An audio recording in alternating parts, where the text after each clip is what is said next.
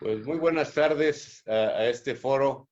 Continuamos este día 14 de septiembre y hoy tenemos un programazo tenemos la presencia del ingeniero José Alfonso Domínguez Gil, presidente de la Unión Mexicana de Asociaciones de Ingenieros, quien nos ha preparado un panel sobre la industria química en Latinoamérica. Le agradecemos a nombre de la Unión Química Ingeniero todo su apoyo. Sabemos que ha sido a matacaballo poder realizar este panel, pero solamente la gente grande hace cosas grandes. También le agradecemos mucho a la ingeniera Marta Teresa Pino de la Unión Panamericana de Asociaciones de Ingenieros todo su apoyo. Y le dejo la palabra sin más que reconocerle todo su apoyo, señor. Muchas gracias. Buenas tardes a todos. Doy el más cordial saludo a todas las ingenieras y a todos los ingenieros que nos acompañan hoy a nivel mundial. En este panel en el que participan México, Perú, Brasil y Colombia. Agradezco esta amable invitación a la Unión Química de México, conformada por el CONIC, Colegio Nacional de Ingenieros Químicos y de Químicos, al ingeniero Héctor Ochoa, al IMIC, al Instituto Mexicano de Ingenieros Químicos AC, en donde está como presidente el ingeniero Juan de Dios Mastachi, a la Sociedad Química de México, del doctor Ignacio González Martínez. Quiero iniciar mi participación mencionando todo lo referente a lo que es la UMAI. La Unión Mexicana de Asociaciones de Ingenieros tiene ahora sí su inicio desde el año de 1952, por iniciativa de notables ingenieros en las diversas disciplinas técnicas se constituyó la UMAI. Entre los fundadores están y destaca el CONIC, Colegio Nacional de Ingenieros Químicos y de Químicos de México, y es el organismo cúpula de todas las federaciones, de los colegios, de las asociaciones técnicas y diversas agrupaciones de ingenieros mexicanos en pro del desarrollo económico de México y el engrandecimiento de la profesión del ingeniero. También tiene entre sus objetivos representar a México ante la Unión Panamericana de Ingenieros, la UPADI, y ante la Federación Mundial de Organizaciones de Ingenieros, FEMOI. La UMAI es una asociación de carácter civil no lucrativa constituida para lograr la unidad y el mejoramiento de los ingenieros de México y para la protección y defensa de los intereses de las respectivas asociaciones que la formen. La UMAI participa a nivel internacional, como lo dijimos, y es miembro activo de la UPADI. Al rato vamos a ver que tiene tanto participación comités de técnicos de jóvenes ingenieros como una participación muy destacada en el sector de la industria química y del petróleo, como lo voy a mencionar más adelante. También la UMAI es miembro activo de la Federación Mundial de Organizaciones de Ingenieros, FEMOI, y existe también una participación de más sobresaliente de la industria química en este aspecto.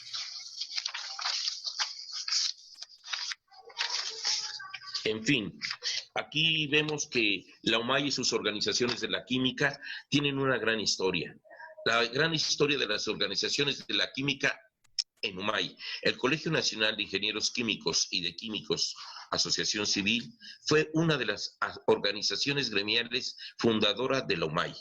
En UMAI ha habido un presidente ingeniero químico, el ingeniero Fernando Manzanilla Sevilla, y varios vicepresidentes, entre ellos el ingeniero Jaime Lomelín Guillén, premio UPADI a la excelencia profesional en el año 2018 y que fue propuesto por toda la comunidad internacional para merecer este galardón. Y hoy el ingeniero Rodolfo Torres Barrera, vicepresidente de la industria química y del petróleo de nuestra organización, ha participado activamente, como lo van a ver en la información que les estoy compartiendo, a nivel internacional, sobresaliendo en UPADI y sobresaliendo en FEMOI. Con este gremio de la industria química, integrado en UMAI por el CONIC, el Instituto Mexicano de Ingenieros Químicos y la Federación Mexicana de Profesionales de la Química, hemos tenido mucha participación en la Unión Panamericana de Asociaciones de Ingenieros. En la Convención de UPADI en Tegucigalpa, Honduras, en julio del 2002, México propuso la formación del Comité de Química y Petróleo, la cual fue aceptada y el ingeniero Rodolfo Torres Barrera, en aquella época presidente del CONIC, estuvo a cargo de la primera presidencia de este Comité Panamericano. Como primera actividad se realizó el primer Congreso Panamericano de Ingeniería Química y de Petróleo en México, en el mes de noviembre del 2003, en el Centro Banamex de la Ciudad de México. En el marco de la 29ª Convención de UPADI en 2004, se realizó el segundo Congreso Panamericano de Química y del Petróleo.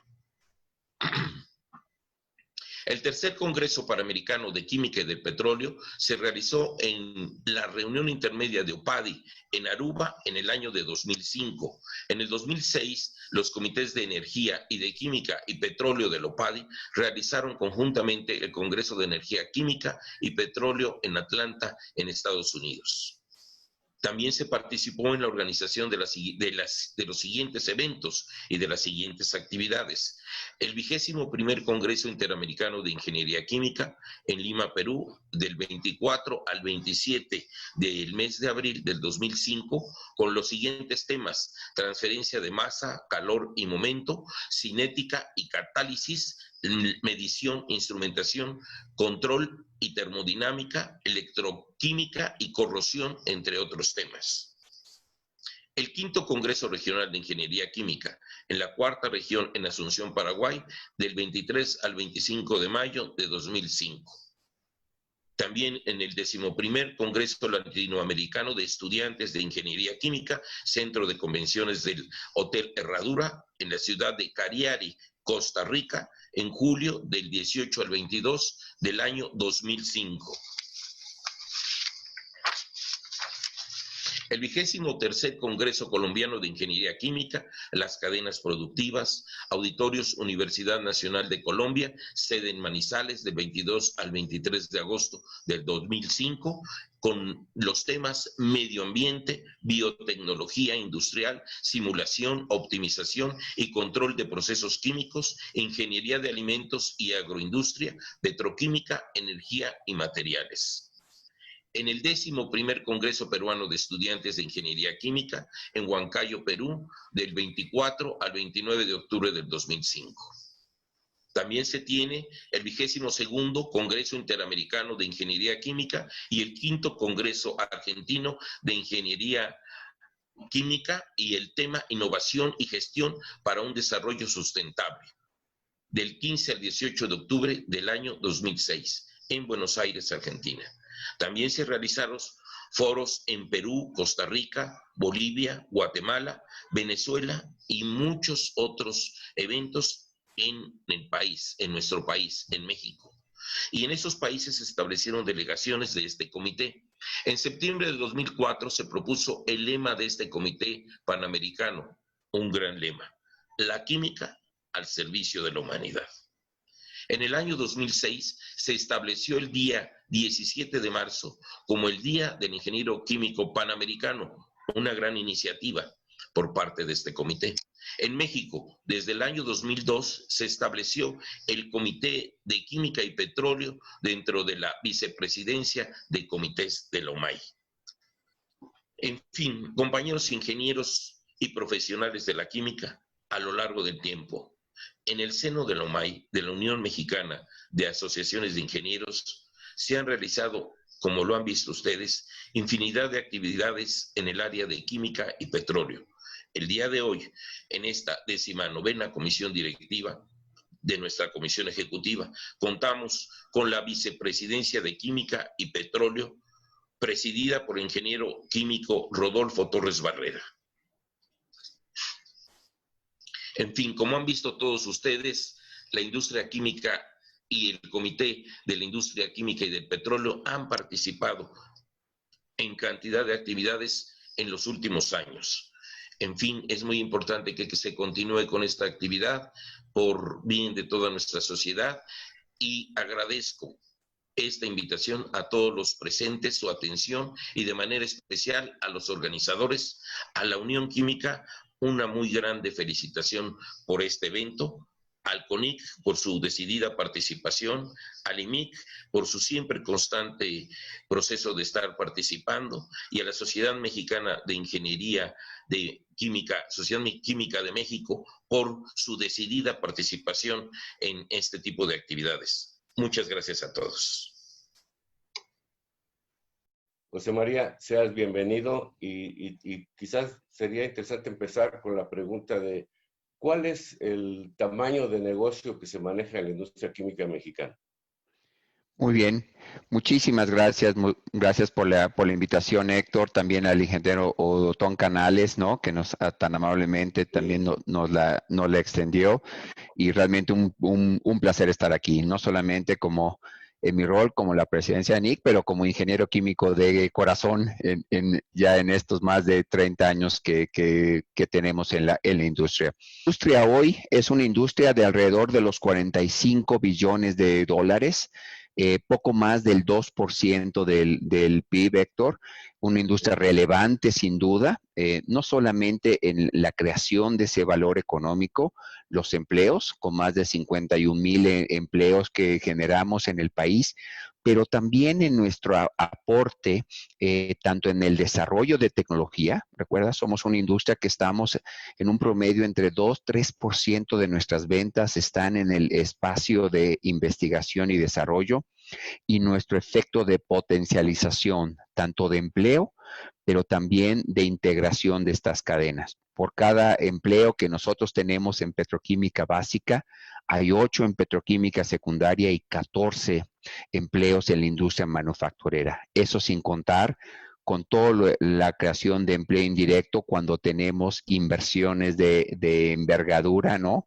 En muchas de las cadenas que manejamos. Entonces, creo que eso nos ha valido la etiqueta como industria esencial durante un año tan retador como este, ¿no? No solamente con la crisis sanitaria como económica, pero también trajo a la luz el componente esencial de que sin mucho de nuestra ciencia de materiales, de nuestras capacidades de atender estas cadenas de valor tan diversas, ¿no? Realmente representamos toda una canasta básica para el esquema de la economía mexicana. Es casi imposible pensar en cadenas productivas en México que sean competitivas, ¿no? Y que puedan realmente ser sustentables en el largo plazo. Entonces, creo que nuestra relevancia está ahí, pero también nuestra aspiración.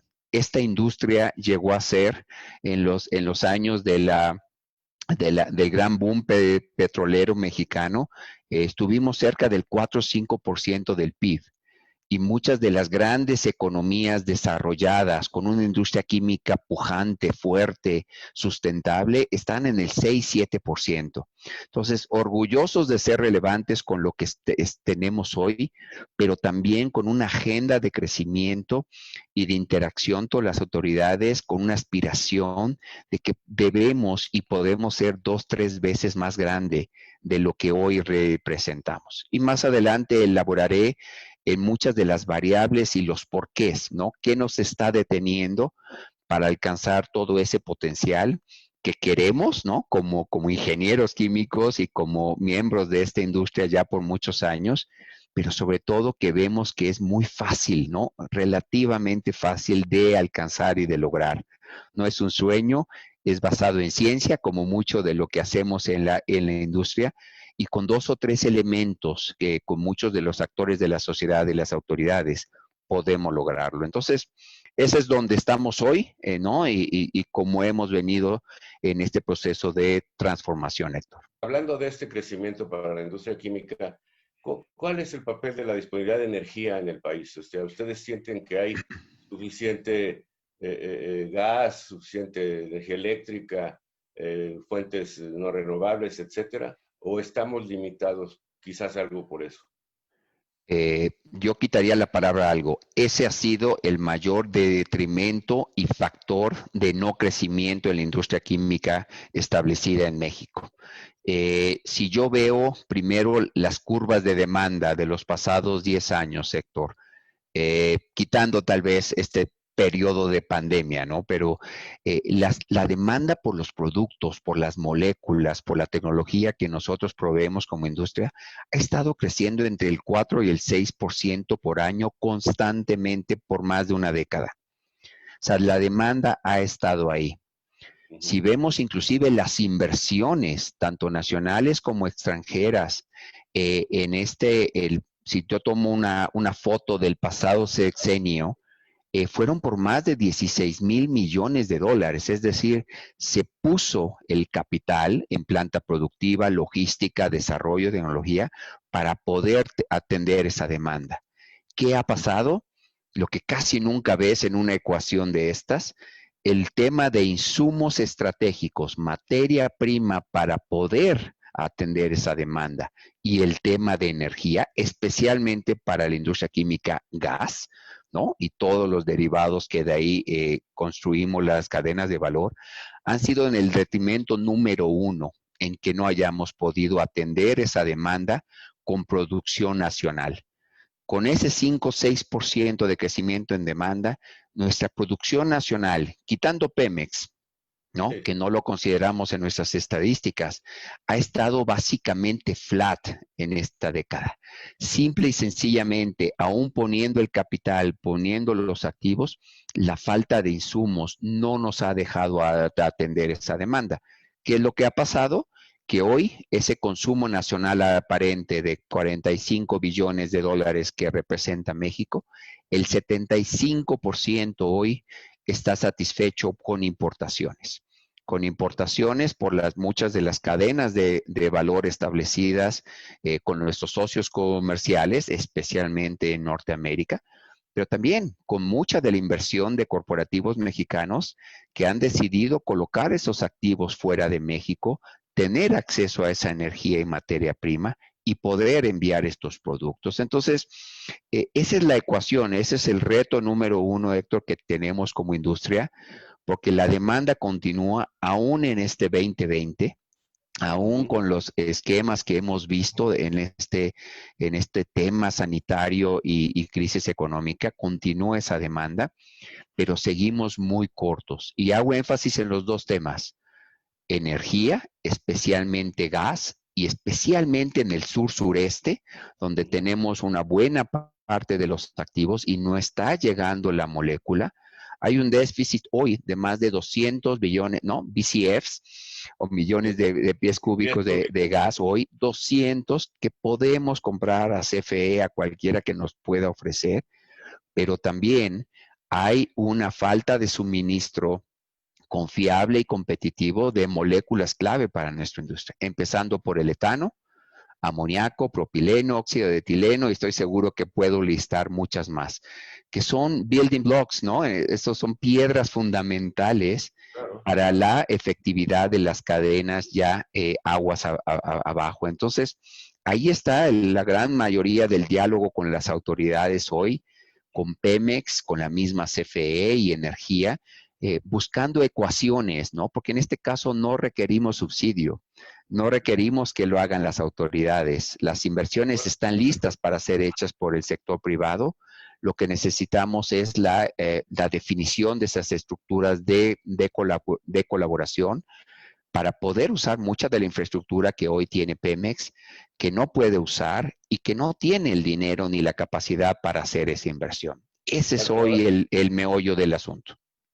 Si me permites, ahorita entramos en ese tema que es muy, muy interesante, pero platícame, ustedes ven en la Asociación de Industria Química, Nacional de Industria Química, que hay, según me dices, el personal calificado para todos estos proyectos de expansión y por lo tanto esa posibilidad de darles un empleo bien remunerado, como lo da la industria química en este caso. O sea, hay suficiente personal calificado y con las calificaciones, digamos, con la preparación suficiente para afrontar este tipo de retos. Héctor, yo diría sí. Sí, un rotundo sí, en el sentido de acabamos de tener grandes proyectos, ¿no? De inversión, tanto de crackers, pero también de plantas de especialidad, de fine chemicals, etcétera, y tienes acceso a ello. Nunca necesitamos ir afuera. pero sí puedo enfatizar que este mismo talento está viviendo un proceso de transformación. Yo diría que a pesar de tener todo lo que necesitamos en esto, la industria como tal, ANIC en especial, estamos trabajando en 3 grandes factores, ¿no? Para esa transformación y garantía de esa vigencia de un talento competitivo en México. En un principio es el tema de inclusión. Es una industria que en el tema de diversidad de talento, de ser inclusivo, el poder atraer a todas estas nuevas generaciones a la industria, hay trabajo que hacer, ¿no? Si tú ves nuestras estadísticas, y hablo desde el punto de vista de género, de tener plantas y oficinas que den acceso a personal con capacidades diferentes. En cualquier dimensión de inclusión hay mucho trabajo porque podemos ser mucho mejor. Un segundo gran elemento está siendo en esta adaptación a espacios digitales. No solamente esta pandemia nos está indicando cómo va a ser muchas de las estructuras, ¿no? Y roles que vamos a vivir, tanto en una oficina, en el área comercial, el área técnica, el área de plantas, pero no solo en la conectividad, pero la adaptabilidad al uso tanto de los sistemas digitales, la reinvención de lo que por muchos años fue el cuarto de control y estar todos juntos. Ahora, con distanciamiento social, tenemos que hacer ese mismo trabajo, hacerlo efectivo, hacerlo de manera segura, pero con una conectividad diferente, ¿no? Y lo estamos viviendo también a nivel con los sindicatos y nuestra base laboral, porque el acceso a sistemas de automatización, de poder tener en la palma de tu mano tu cuarto de control versus lo que tenías antes, ¿no? De establecer físicamente un cuarto, forman parte de los nuevos modelos. Y eso implica una reinvención del recurso humano con el que contamos en varios niveles. Entonces, en resumen, Héctor, lo tenemos. Creemos que hay una capacidad enorme, tanto en el personal que viene de universidades, técnico, en la fuerza laboral de las comunidades donde tenemos los activos, pero sí hay una agenda de transformación muy importante que incluye inclusión digital, nuevos esquemas de liderazgo, porque somos una industria de avanzada. Este tema de esencial no nada más sonó bonito que nos dejaran trabajar en la pandemia, eso estuvo bien, pero el concepto nos obligó realmente a una reinvención de cómo trabajamos juntos en la cadena de valor, con una conectividad, ¿no? Con proveedores, con clientes, con proveedores de logística que jamás hubiéramos pensado que se aceleraría tanto y que hoy es una realidad. Entonces, mucho trabajo por hacer ahí todavía. Bueno, déjame hacerte una pregunta porque la semana pasada tuvimos una plática con el ingeniero Jaime Lomelín del Grupo Val y nos platicó de un sistema para capacitación que han desarrollado ellos. Y yo he visto que ANIC tiene un programa muy interesante de becarios. ¿Qué tanto les ha dado resultado y cómo los jóvenes han podido acceder a puestos de trabajo en la industria química gracias a ese sistema?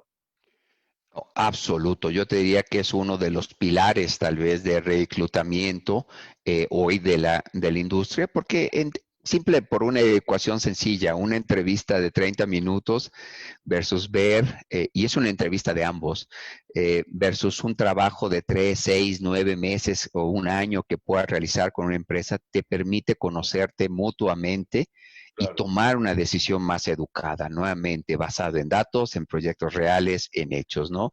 Entonces, va más allá de la teoría de que una buena práctica te hace mejor. Realmente lo consideramos una especie de entrevista avanzada, ¿no? En ese sentido, donde nos permite conocernos y entrar en profundidad. Pero como ese sistema de becarios también, programas rotacionales ya que gradúan, ¿no? Que les permiten ver las áreas, porque si algo tiene mucho de esta industria y no nada más hablo de ingeniero químico, pero en general de las carreras STEM, ¿no? Ciencia, tecnología, ingeniería, matemáticas, es esa versatilidad. Y por eso manejamos estas banderas, ¿no? Buscar esquemas de becarios siempre, incluyendo reinventándose ahora con esquemas virtuales, porque no podían ir a la oficina, no podían ir a la planta, pero mantuvimos muchos de nosotros proyectos vivos con ellos, y esto está generando algo muy, muy positivo, porque entonces ya no tienes que reclutar un becario que viva junto a ti, ¿no? Claro. Nos estamos reinventando y ahora podríamos tener una planta en Monterrey que use un becario, ¿no? Que tiene esa oportunidad en Oaxaca o en Mérida.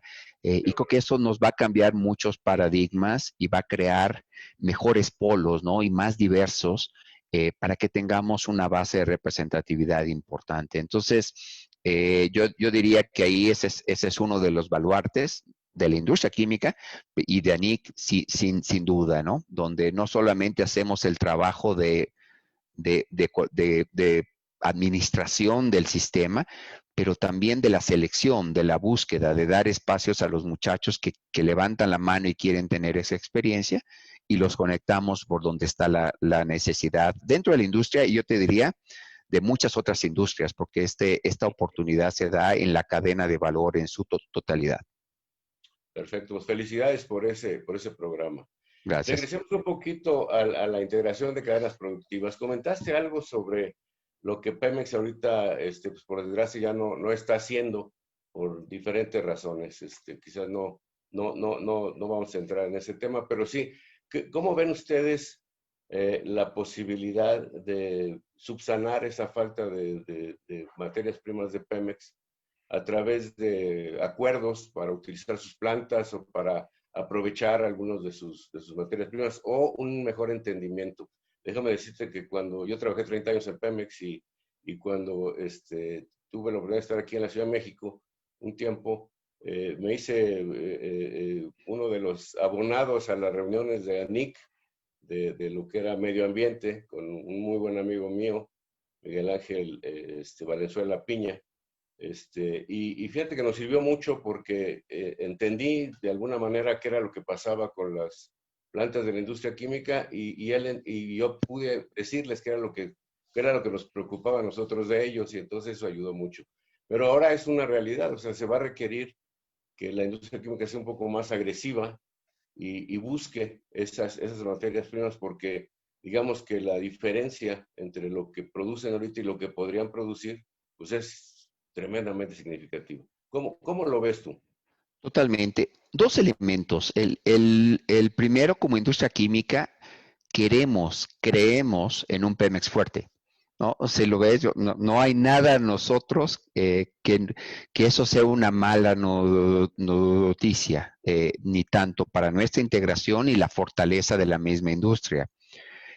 Lo que sí entendemos también es que para que Pemex pueda regresar a los niveles de producción, en algo muy específico, gas natural, va a tomar años, ¿no? Porque lo que se desmanteló y lo que se dejó de hacer y lo que tenemos como entorno económico y financiero no es fácil, no se va a poder arreglar ni por decreto ni en cuestión de meses. Estamos hablando de 6, 7 años para poder dar la vuelta en ese esquema una vez que hay el compromiso, ¿no? Tanto de Pemex y las autoridades de invertir.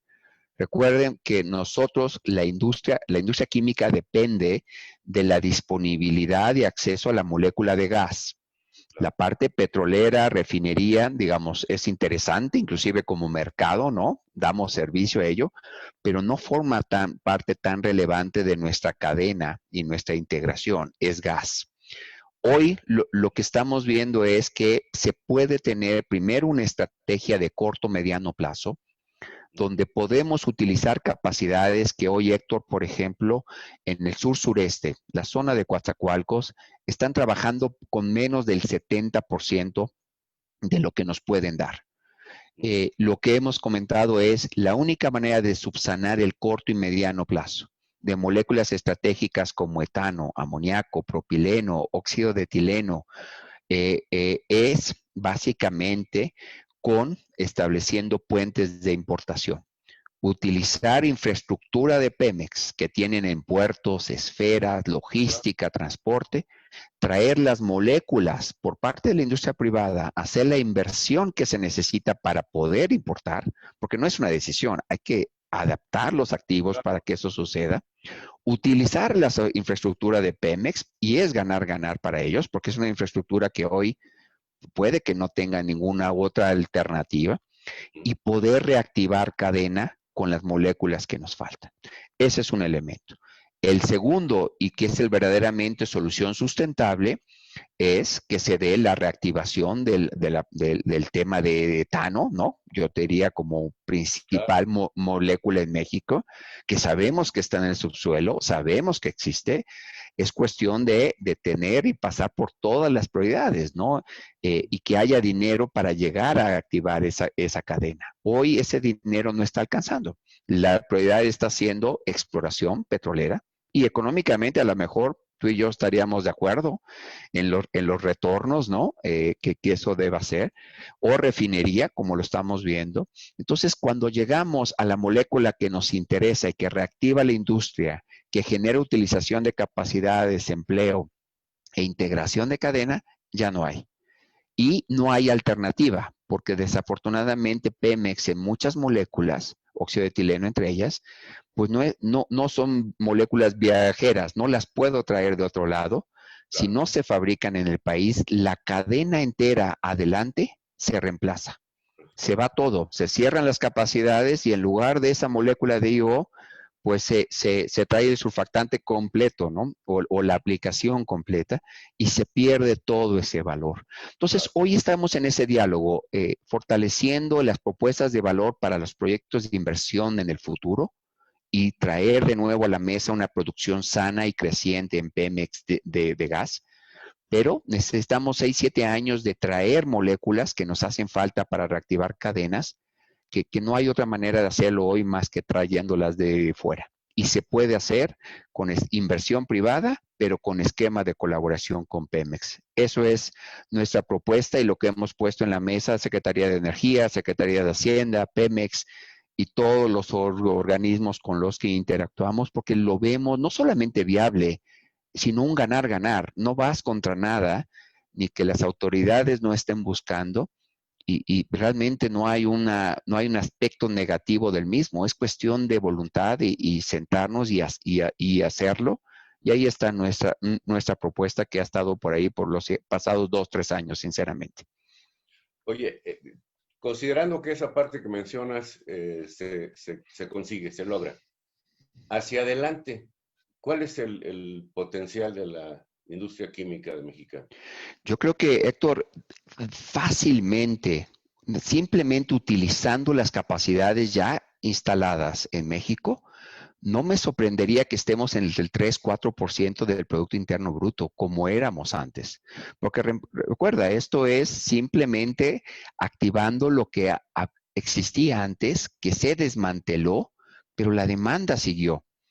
Entonces, lo más difícil siempre en cualquier negocio es tener la demanda, ¿no? Y los productos que la atiendan. Hoy tenemos la demanda, la inversión ya fue hecha, los activos están ahí. Es cuestión de hacerles llegar los insumos energéticos y de materia prima para tomarla y generar ese valor en México. Entonces, para mí ese mediano plazo, regresar a ese nivel de 3, 4%, que es lo que debería correspondernos, ¿no? En una estructura normal, en una industria química normal, para un país como México, con los insumos que tiene México, debería ser el mínimo. Aspirar a 6, 7% del PIB, como las industrias pujantes que tenemos, donde hay una industria química, requeriría cambios todavía más estructurales, ¿no? Y decisiones de inversión, ahora sí, de competitividad, que van a ir mucho del diálogo que tú vamos a hablar después en cuanto a integración de cadenas de valor, pero hoy tenemos el activo más preciado, estamos cerca del mayor consumidor, ¿no? De nuestros productos en el mundo, que es Estados Unidos, de las cadenas que hacemos. Tenemos insumos bajo tierra que nos permiten tener una industria química, porque esos dos no los puedes reemplazar. Eso, ¿no? Están ahí pero si no hacemos nada, la localización no simplemente hoy no te da ventaja competitiva. Tenemos que invertir en infraestructura, tanto a la hora de hacer manufactura, logística competitiva, aduanas competitivas, y entonces realmente no veo límite para lo que se pueda hacer. Y hablo tanto para corporativos mexicanos, globales, y convertirnos en un verdadero polo, ¿no? de crecimiento como industria química. Esa sería la aspiración, pero yo te diría el corto plazo no es tan complicado y esa ha sido un poco nuestra narrativa, porque ni somos gente que estamos pidiendo subsidio, ni necesitamos regalos de nada, lo que necesitamos es mesas de diálogo y esto se puede activar inmediatamente. Hablando de la integración de cadenas productivas, ¿tú ves viable el asociarse, digamos, entre comillas, asociarse con Pemex en un clúster de etileno, por ejemplo? O sea, que se aprovechen lo que hay de crackers de etileno en Cangrejera, Morelos y Braskem e ir por el mercado de las 10,000 toneladas de polietileno que hacen falta en el país, por ejemplo. ¿Ese sería algo que tú lo ves viable? Yo creo que te contestaría volviendo a lo básico. Tenemos casi todo modelo que me digas de integración y colaboración es viable, pero tiene que resolverse el problema de energía donde se necesita. Es decir, una molécula de gas en Tuxpan es mucho mejor que no tenerla, pero la necesito en Coatzacoalcos, la necesito en donde tengo los activos. Si no llega, aunque falten 2 kilómetros, no funciona. Entonces, tenemos que resolver el problema de energía en las localizaciones donde está la industria hoy y el tema de insumo de materia prima. Si no, Héctor, todos los proyectos, porque ha habido muchos diálogos de ese tipo para cualquier cadena que te puedas imaginar, desde fertilizantes hasta, como tú indicas, empaque, hay todo ese diálogo, pero si no tienes la solidez, dos cosas. Primero que nada, transparencia y certeza jurídica, ¿no? En los acuerdos y en esa parte de lo que se acuerda, se queda y se implementa y trabajamos para atraer la inversión. Y segundo, ese acceso confiable, sustentable de materia prima. Sin eso, tu cadena queda demasiado vulnerable, porque tienes que crear toda una serie de cadenas de suministro muy largas, poco confiables, ¿no? Casi turismo molecular, que esta pandemia nos ha enseñado puede ser muy, muy riesgoso, ¿no? Y creo que toda la industria y otras más estamos en ese proceso de rediseño ahora que encontramos muchas de esas vulnerabilidades y cosas que se veía normal de ir la molécula de un lado a otro hasta generar el producto final, pues hoy tienen que ser cuestionadas y revisadas, ¿no? Porque en cualquier evento como el que vivimos se te desarticula todo y estás en un problema. Entonces, resolvamos el tema principal, energía y acceso a materia prima. Después te puedo decir, no hay límite para los esquemas de colaboración y competitividad en las cadenas en México. Esto quiere decir que hacia adelante de las cadenas productivas, tú podrías imaginar estar surtiendo a los Estados Unidos muchos otros productos, aparte de los muchos que estamos importando. No solamente, sí, exportación sin duda, pero nada más, acuérdate, el 75, hemos estado oscilando entre el 73 y el 80% de satisfacción de la demanda en México con importaciones de todas las regiones. Ahí primero tienes ya una maravillosa oportunidad y enorme, porque somos un mercado de 45 billones de dólares. No hay muchos que puedas decir esos números, pero claro, una vez que tengas una base sólida, como pasa con muchos de nosotros y con los activos que tenemos en México, somos plataforma de exportación. Y no hablo nada más de Estados Unidos, hablo de Centroamérica, de toda América Latina, y en general somos un país conectado, ¿no? Vía los tratados de libre comercio y diseñado para ese proceso de globalización. Entonces, si estás sólido, estás integrado, tienes confiabilidad y transparencia tanto en tu inversión como el acceso a las materias primas, entonces puedes empezar con ese gran trabajo de crecimiento, ¿no? Y cómo acelerarlo. Pero hay que resolver hoy esta coyuntura, porque si no, realmente pues es un deal breaker, ¿no? En ese sentido, no, o sea, no es algo que puedas compensar con algo más, ¿no? A lo mejor mano de obra cara, acceso a acero caro, puedes compensar con otras variables, pero no acceso a energía y materia prima. No hay ecuación que nos funcione en la industria química, ¿no? Si te parece, para cerrar este bloque, danos una conclusión, pero alentadora para la industria química. Sí, yo creo que nuevamente, primero, cumplimos con nuestro rol de industria esencial. Y eso a mí me da mucho orgullo y quiero compartirlo, sobre todo con la Unión de Ingenieros Químicos, porque no fue una etiqueta nada más. De una manera segura, profesional, realmente creativa, innovadora, pudimos mantener nuestras operaciones, ¿no? Cuando todo el resto de las cadenas de valor estaban en un sub y baja impresionante. Y creo que orgullosamente podemos decirlo, cuidando a nuestra gente, manteniendo los casos bajo control, reinventando la manera como trabajamos juntos hoy en una oficina, en una planta. Y hay pocas industrias, yo te diría, que desarrollaron el expertise que la industria pudo desarrollar por esa etiqueta de esencial. Y es algo que nos debe dar mucho orgullo en ese sentido. Segundo, estamos viendo una recuperación secuencial. Si yo veo el 2020, ¿no? Mayo, como dicen, junio fue mejor que mayo, julio mejor que junio, ya llevo 4 puntos, ya es tendencia, y eso es positivo para la industria, porque estamos viendo una recuperación muy sui generis. Recuerden, esta es una industria química que tuvo que atender demandas que crecieron a 5 o 6 veces lo que usualmente teníamos en temas de equipo médico, de sanitización, ¿no? de empaque para comida. Y por otro lado, tuvo que atender industrias que pararon en seco, como la automotriz o durables como Línea Blanca y todo, que no pasó nada por 3, 4 meses. Y la misma planta, la misma gente, las mismas empresas tuvieron que manejar esos dos mundos y lo hemos estado y lo seguimos manejando en estos meses. Y eso nos da un tremendo mensaje, ¿no? Tenemos el talento primero para hacerlo, tenemos la capacidad de manejo del cambio, adaptación y agilidad que necesitaba un mundo como el que nos ha tocado este 2020, y eso está acelerando muchos procesos de cambio.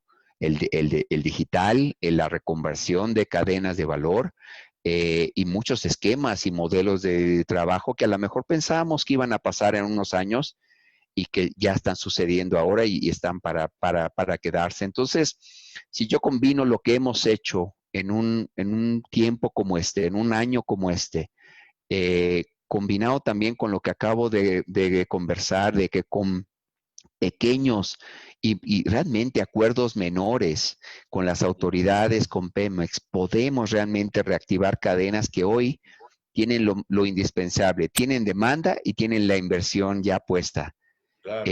Creo que la oportunidad es enorme para no solamente continuar con nuestra relevancia, sino realmente cambiar nuestra narrativa a cómo crecer de una manera todavía más acelerada, con tecnología, con innovación, ¿no? Con creatividad en México y buscar ese volver por lo menos a ese patamar del 3-4% del PIB, que es donde nos corresponde estar. Así es que estoy optimista, no son retos fáciles, ni el ambiente es el más fácil, pero creo que tenemos todo, un buen cóctel para dar un gran brinco, pero hay que hacer mucho trabajo y no lo podemos hacer solos como industria. Con ustedes que manejan el talento y toda la fuente de talento para nuestra industria, con las autoridades y la política pública que genere estos incentivos y confianza para seguir adelante. Bienvenido, ingeniero, y le cedo la palabra al ingeniero Rodolfo Torres, de la Unión Mexicana de Asociaciones de Ingenieros, que nos va a ayudar a conducir la sesión. Productivas. Vamos a dar inicio entonces con tu participación en esos temas: disponibilidad de energía, personal especializado y la integración de cadenas productivas. Por favor, mi querido José Manuel. Conforme. En los años 90 se descubrió un yacimiento, el de Camisea, ¿no? Y esto nos ha hecho a nosotros dar cierta seguridad energética. Como ustedes deben saber, nosotros exportamos gas natural a México.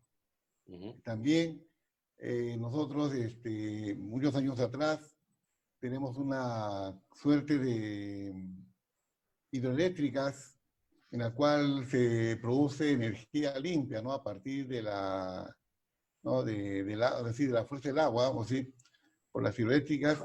Y también tenemos petróleo en la selva.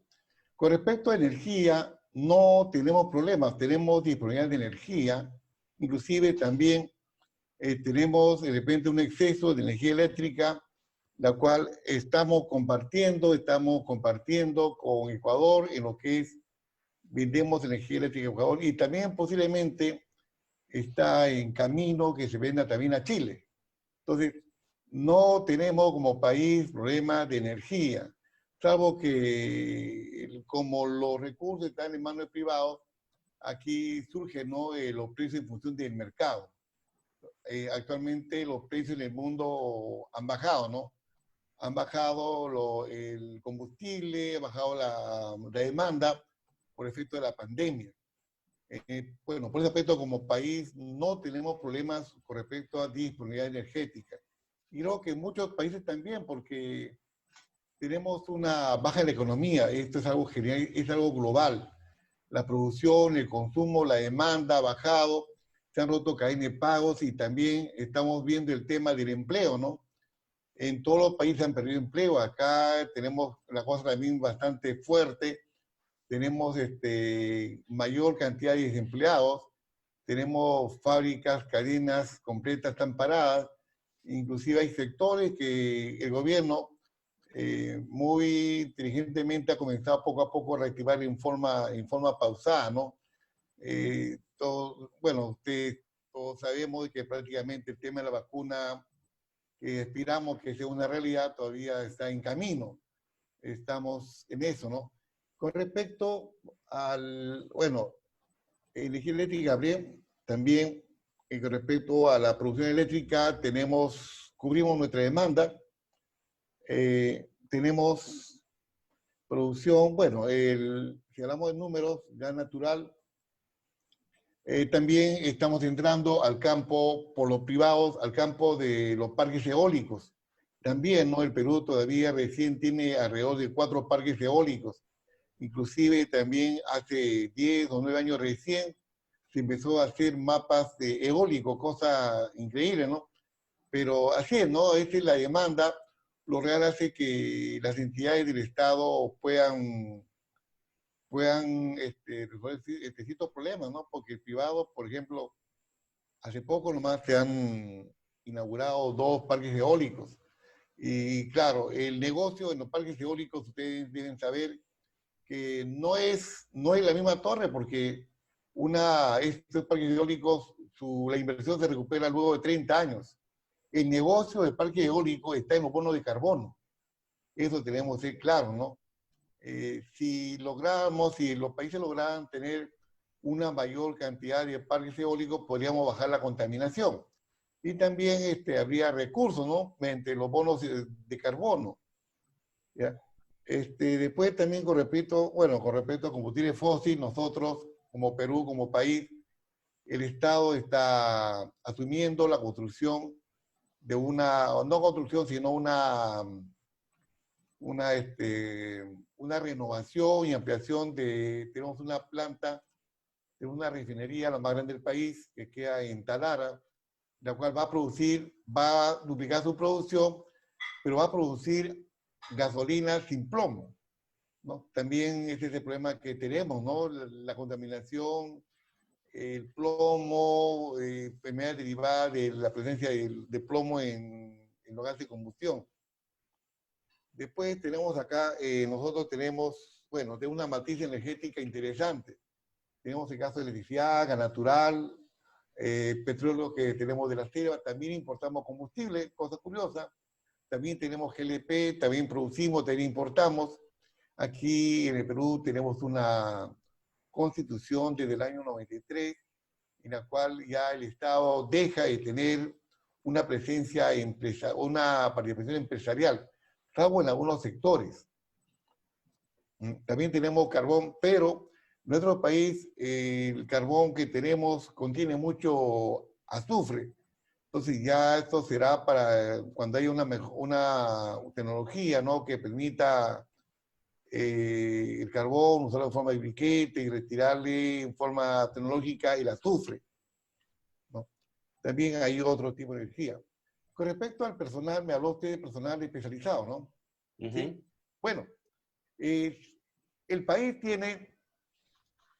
nuestro país tiene, si hablamos de ingeniería química, que va ligado a la industria química, tiene 15 universidades donde se forman ingenieros químicos, ¿no? En varias partes del país, y una universidad que tiene apoyo empresarial que también se forman ingenieros químicos.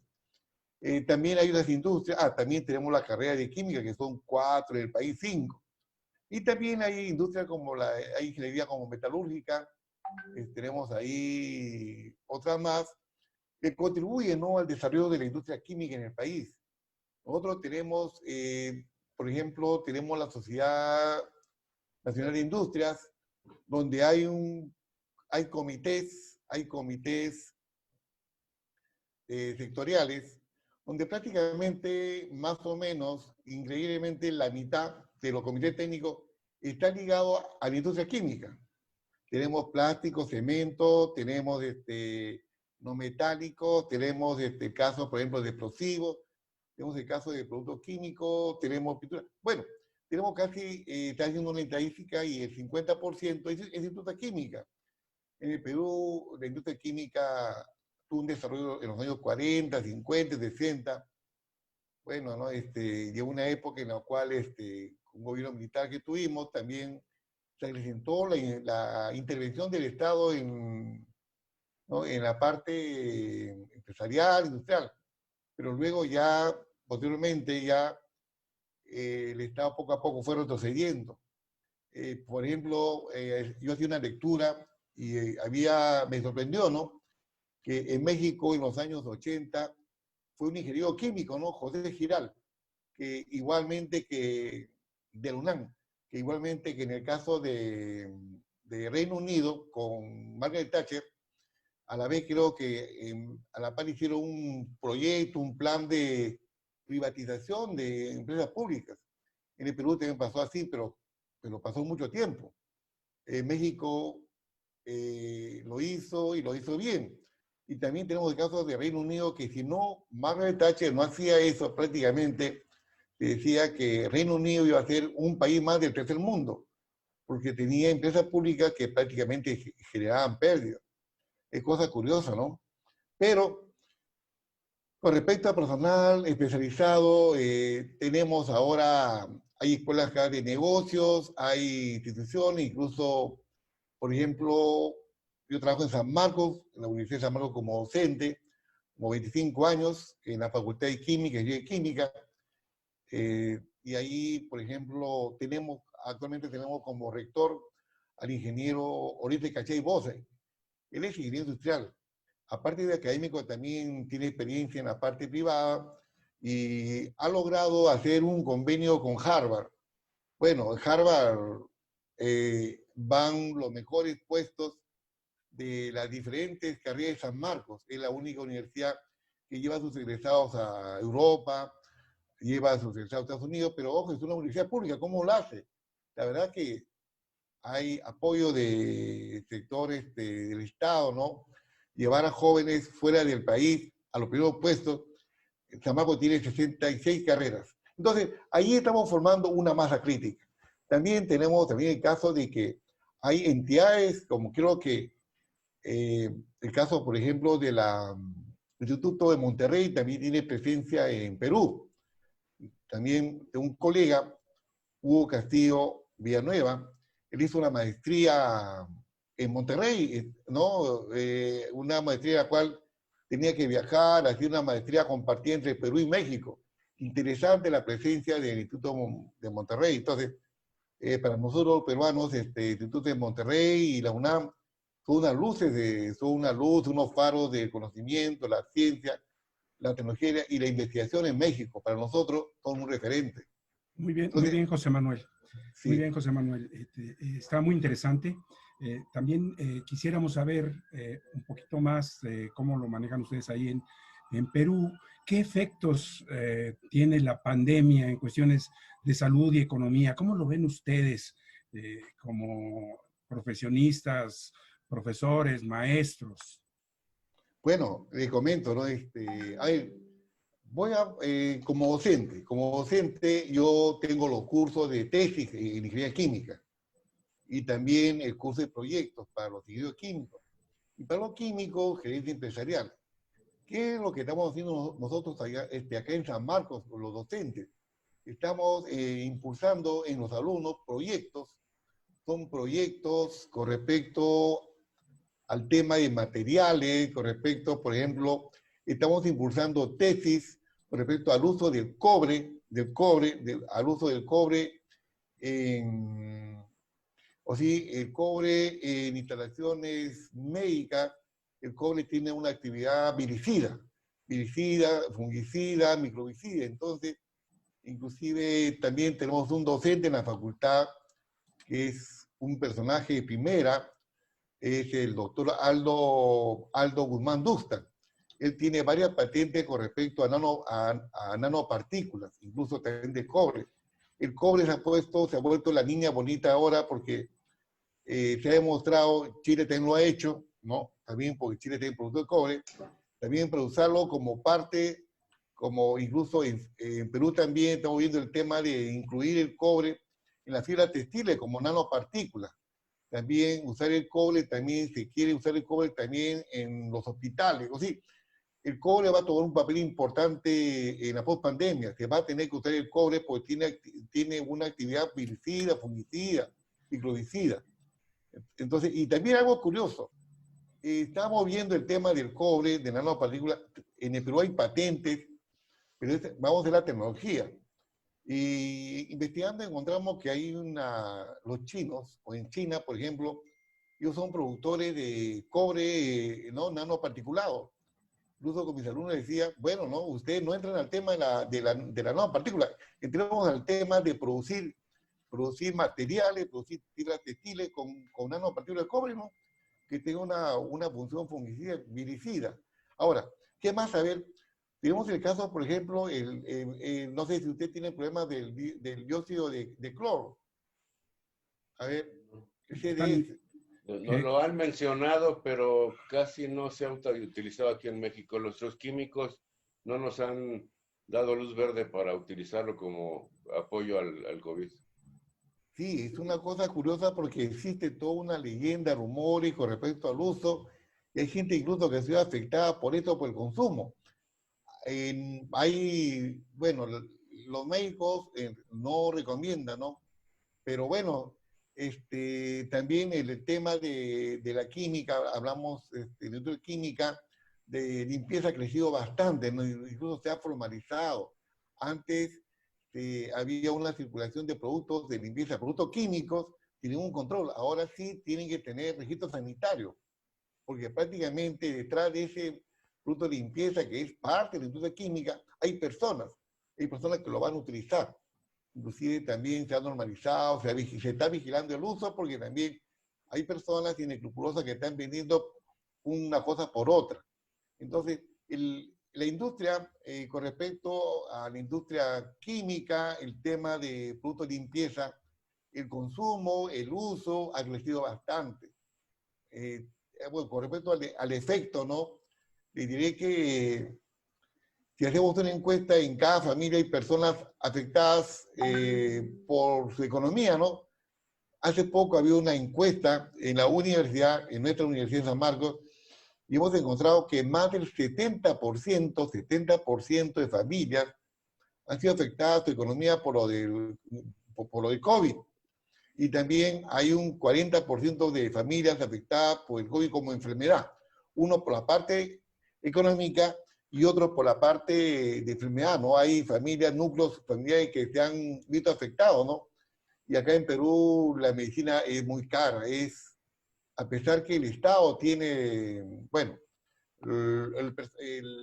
hay sistema privado de salud, tenemos un sistema para los empleados que pagan su seguro, pero de todas maneras tenemos una falta de infraestructura, ¿no? En realidad ha habido como le digo, la pandemia nos ha demostrado como país que tenemos bastante falencia y creo que muchos países han descubierto con los hechos que tienen necesidades que absorber en el tiempo de forma progresiva. Sí, nos ha afectado bastante. Muy bien. Inclusive, sí. Muy bien, José Manuel.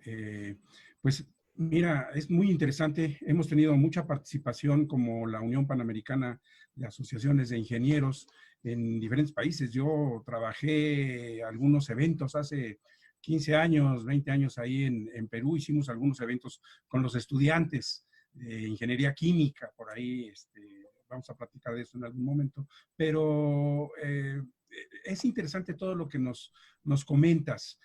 La idea ahorita es que empecemos a darnos a conocer para poder hacer lazos entre nuestras agrupaciones, para poder establecer compromisos de trabajo, para buscar soluciones a los grandes problemas nacionales, en el caso de cada uno de nosotros, y mundiales, que como es el caso de la pandemia, pues nos han obligado a repensar en cómo estamos haciendo las cosas.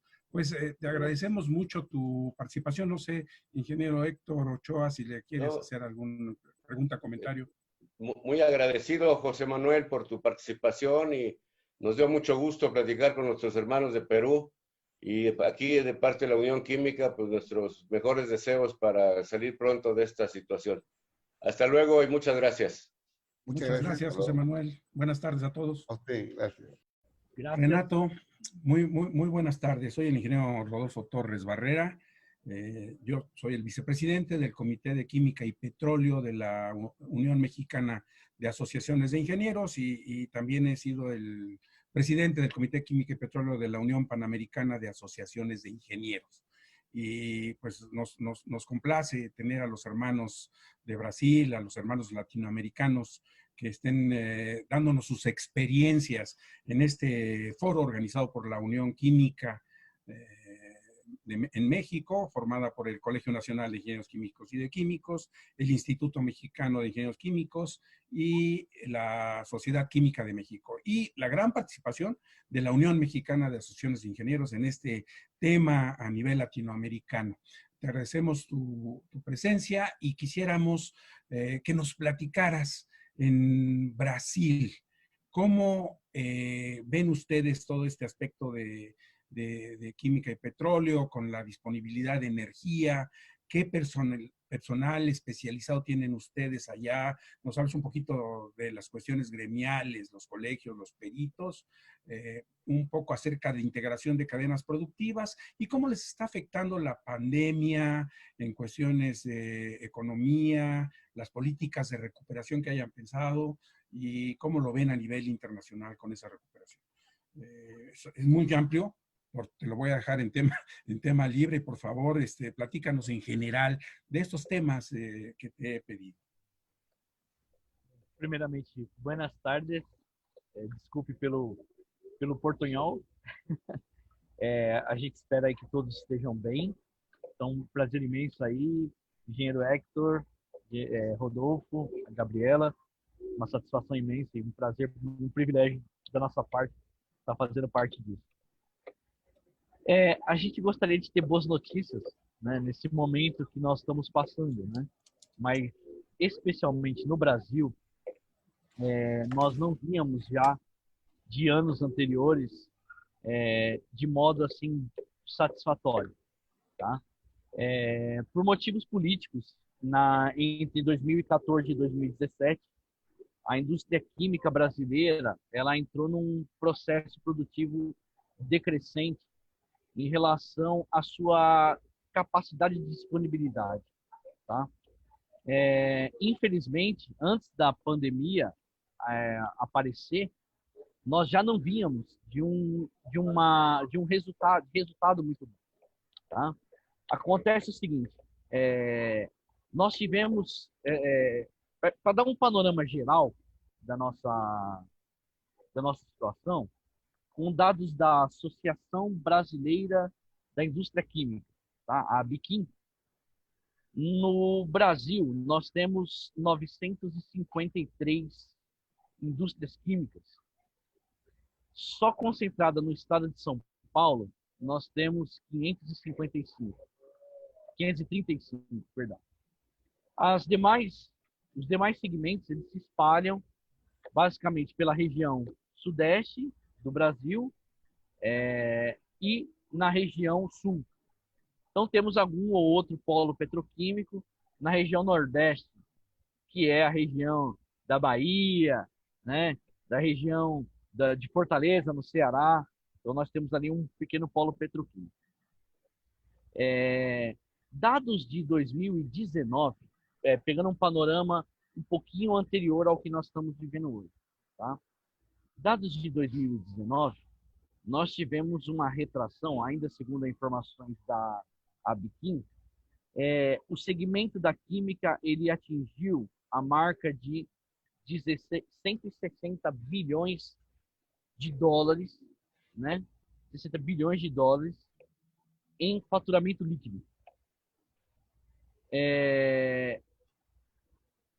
Isso mostra o seguinte, se nós formos pegar, por exemplo, 2013, que é o ano que nós crescemos significativamente, nós temos aí 175 bilhões de dólares. Grande parte do nosso uso industrial, ele vem do ramo de química fina, tinta, fertilizante, temos também uma pequena participação em hidrocarboneto, mas a nossa fração de petróleo, né, ela contém muito enxofre, o que nos torna, curiosamente, a indústria do petróleo que mais produz enxofre. Matéria-prima base do fertilizante. Então, já ainda em 2016, a queda, né, o faturamento bruto foi de 71,2 bilhões. Então, os últimos 15 anos, basicamente, eles foram assim, uma ascendente e uma decrescente. Analisando esse cenário, né, antes pandemia, vamos dizer assim, tanto a Abiquim, a Associação Brasileira das Indústrias Químicas, apontam, quanto o Conselho Federal de Química brasileiro, ele aponta, justamente a nossa disponibilidade de matéria-prima. No Brasil, especificamente, a gente costuma dizer, né, na área industrial, que existe o chamado custo Brasil. Então, nós temos, infelizmente, uma elevada carga tributária, uma oneração na folha muito grande, né, que taxa os produtos a tal ponto de que nós temos que importar muita matéria-prima, graças a, por exemplo, ao alto custo do insumo do gás, né? Aliás, o gás natural para a indústria química brasileira, ele é extremamente crítico, tá? Então, o segundo item para a gente também que é extremamente crítico é a questão do fornecimento da nafta petroquímica, que ele é um insumo básico para a produção do plástico. Então, assim, além do que, né, dentro desses desafios, ainda segundo a Associação Brasileira da Indústria Química, a nossa otimização logística no Brasil, ela ainda também ele é um aspecto um pouquinho sensível, dado a considerável gama de setores industriais que temos. Então, surge aquela questão, importar ou produzir, né? Então, a gente sempre leva em conta essa questão assim, vamos dizer, do chamado custo Brasil, que é a alta taxação que nós temos de impostos. Até então, antes pandemia, tá? Então, hoje nós temos dados antes da pandemia. Eu falo antes da pandemia porque, vamos dizer assim, seria um entendimento de uma situação normal, tá? Então, nós temos um déficit hoje de importação e exportação de insumos para a indústria química em torno de 29,1 bilhões, isso final de 2018. 2019, isso também saltou para 30,2 bilhões, onde se acreditava que nós tivéssemos um 2020 já com um pouco de ritmo ascendente, desde que fosse aprovado no nosso Senado Federal, né, no nosso Congresso Nacional, a desoneração da folha e, consequentemente, a redução do custo para insumos de produtos químicos. Tanto que hoje, a nossa maior fatia de produção de produtos químicos é o fertilizante, né? Que corresponde a 35%. Mas aí eu exponho aos senhores uma condição curiosa. Em 2008, mais ou menos, eu estava na indústria do fertilizante, na Bunge Fertilizante. E nós enfrentamos uma crise, aquela crise de 2008, crise econômica de 2008, que fica aquela guerra comercial Estados Unidos e China, onde compensava o produtor importar o nosso próprio fertilizante. Então, ou seja, nós vendíamos para fora, né? Países como Estados Unidos, Canadá, etc. E, consequentemente, a gente comprava esse produto que era nosso. Por quê? Porque a taxa de importação ela era mais barata do que a taxa desse insumo aqui dentro.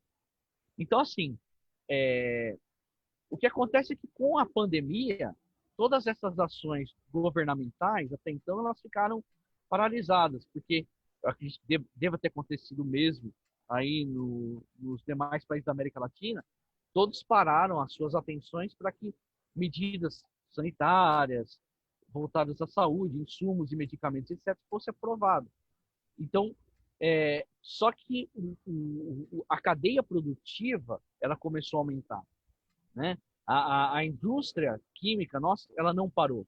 Então, hoje nós temos aí um déficit em média de 37 bilhões entre importação e importação, ou seja, mais importamos do que exportamos, e isso faz com que toda uma cadeia ela fique meio que travada em relação a avanço tecnológico. Hoje nós temos uma ociosidade em torno de 30% da nossa capacidade industrial. Então, é um ritmo que, assim, tirando o ritmo já muito louco depois da pandemia, antes nós já não víamos num momento muito bom, né? A indústria química brasileira ela não vive um momento muito bom, né? Isso já estamos falando de final de 2019 para cá. 2020 ainda não fechou, então é algo assim que nós temos que esperar em números muito loucos, né? Houve atividade, sim, e nós percebemos, sim, a atividade portuária, por exemplo, de Santos, nós estamos aqui a 80 quilômetros do maior porto da América Latina, curiosamente ele bateu o recorde de, por exemplo, exportação de grão, mas insumos de produtos químicos ainda foi muito sensível, muito sensível. Então hoje nós não temos ainda, né, uma organização, uma política que visa a manutenção desse ritmo decrescente, uma vez que só a indústria química brasileira contribui com média de 7% do nosso PIB, nosso Produto Interno Bruto, né? Então, 7% é da indústria química. E grande parte disso vem da região sudeste. Então, ou seja, são vários fatores, né? Que hoje faz que a gente analise esse cenário como, eu não diria preocupante, mas de algo assim, como dúvida, né? O que virá após esse próximo? Muy bien, Renato. Muy bien. Se ve, es un panorama interesante el que planteas de cómo está la industria química en Brasil. Quisiéramos fortalecer los lazos de los gremios, los lazos gremiales nosotros con Brasil, con todos los países latinoamericanos, y pues estaremos muy pendientes en la Unión Panamericana de Asociaciones de Ingenieros de seguir en comunicación con ustedes. La sede de la UPADI estuvo muchos años en Brasil, precisamente, lo cual nos da mucho gusto. Ahora está en Paraguay, y así próximamente estará en México la sede. Entonces nos da mucho gusto el poder platicar con ustedes y que nos den sus experiencias y tratemos de fortalecer estos lazos gremiales que nos interesan mucho a nuestras organizaciones. Muy bien, Héctor, si tienes algún comentario, por favor. Pues simplemente agradecerle a Renato su apoyo y su participación a nombre de la Unión Química, que formamos el Instituto Mexicano de Ingenieros Químicos, la Sociedad Química de México y el Colegio Nacional de Ingenieros Químicos y Químicos. Te agradecemos muchísimo tu participación, Renato, y estaremos en contacto. Debemos en cuanto se pueda, poder tomar una caipiriña y disfrutar una feijoada allá en Río de Janeiro. Muchas gracias, un abrazo y que estén muy bien. Gracias. Gracias. ¿Cortamos, Gaby? Es uma honra imensa. Muchas gracias. Luisa Fernanda, vamos rápidamente, nuestro auditorio está muy interesado en saber qué estamos haciendo en Colombia, qué es lo que está sucediendo. Y qué mejor que alguien con la experiencia que tú tienes, con ese, a mí me platicó Héctor de tu currículum, que es impresionante. Dijimos, oye, quisiéramos tener muchas horas de plática con Luisa Fernanda, pero desafortunadamente ahorita tenemos poco tiempo, estamos en este foro de industria química latinoamericana y aprovecharemos después para comunicarnos contigo y hacer algún evento más grande donde podamos explayarnos en este tipo de temas específicamente para que la gente sepa más de lo que estamos haciendo. Yo te pediría de favor que nos hables brevemente sobre las cuestiones de energía, cómo ven ustedes la disponibilidad de energía en Colombia, el personal especializado que tienen, las cuestiones gremiales, si hay colegios, peritos, cómo participan en las decisiones de ese país y que nos hablen sobre los efectos de la pandemia, cómo les ha afectado, cómo nos ha afectado, digo, en el país Colombia y a nivel mundial, pues ya vemos las repercusiones y eso nos lleva a ver qué políticas tenemos que establecer para cuestiones de recuperación económica. Te agradeceré, por favor, que nos des esos temas, son muy amplios, y que nos des tus opiniones, por favor. Gracias. Ok, bueno, primero muchas gracias por poder participar. A ver, ¿cómo está Colombia? Colombia tiene una canasta energética diversa. Pues tiene todos los temas de energía eléctrica, todos los temas de hidrocarburos. En la parte de... También se está desde el año pasado, no, desde hace unos 10 años se viene trabajando en toda la transformación energética. Entonces, ¿cómo podemos pasar también a todos los temas de solar, eólica, geotermia? Hemos tenido también esa transición de los fósiles a los fósiles y estamos trabajando, digamos que en todas las áreas. De hecho, ayer cerrando se hizo una subasta para pues, asegurar que no hubiera un tema de deficiencia energética en el país. Con respecto al COVID, entonces, aquí existe algo que se llama la Unión de Planeación Mineroenergética, o la UNME. Ellos hicieron un análisis interesante de qué venía del 2020 al 2026, cuáles eran esas proyecciones de demanda y cómo vamos a hacer para todas estas transformaciones. Entonces, Colombia es un país que, sin ser país petrolero, sin embargo, sí depende de su economía bastante de la parte digamos, del petróleo. La pandemia, ¿qué ha hecho con esto? Entonces, obviamente, pues el sector energético no es ajeno a esta situación. Realmente ha caído las demandas energéticas aproximadamente en un 25%. Entonces, ¿qué es lo que se está haciendo? Se está tratando de estabilizar que tenemos una demanda o una proyección de tener hidrocarburos casi hasta por 8 años, tenemos gas por 6.8 años,